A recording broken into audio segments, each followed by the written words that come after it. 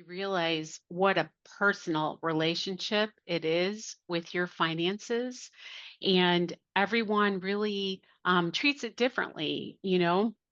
We're going to talk about how did your beliefs actually form, early on, because we want to go back to the beginning. How was money communicated to you?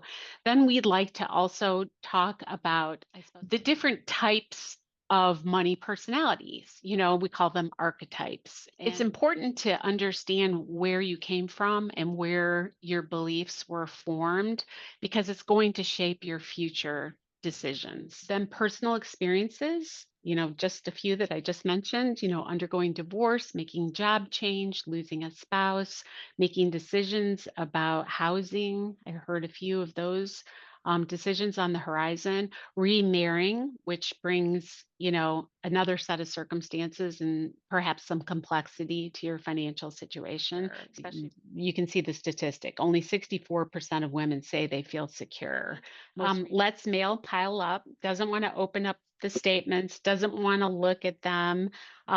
She avoids making decisions, so she'll procrastinate on making any kind of financial decision because, again, it brings up anxiety. Okay, this is someone who thinks money is the root of evil. They equate money with greed. They're conflicted about money. The next one we have is the risk taker. So I would explain these people as almost like the adrenaline junkies of the money world.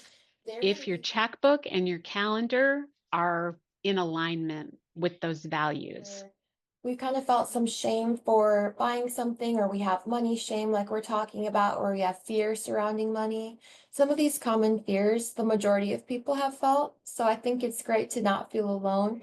Just small changes that we can make and keep going on will make you feel better in the long run. The bridge. And that is a universal worry among women. Okay. Whether you have a little money or a lot of money, that is a fear of being a bag lady, living under the bridge. So I think financial clarity goes a long way in reducing those fears and that anxiety, or helping you understand, I need to save this much between now and retirement in order to afford the retirement I want. Point is that these are the 10 areas we consider most important to your financial security, and they're all related to each other. Tracks. We want to get the investments working, for you, but then we want to take a look at all these other areas and figure out, what needs attention, but also how to integrate the investments that are working for you with your retirement planning. Okay. In retirement,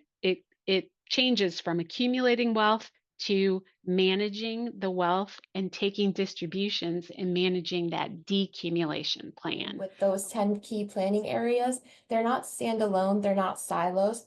They work the best when they're performing together in synergy. So when you make a decision, as she was saying, just be informed and consider the impact of what you might do in your portfolio or for your investment planning could affect your tax planning as well as your estate planning, and then integrate those all so they're working together. The quote, people who align spending with values report the greatest happiness.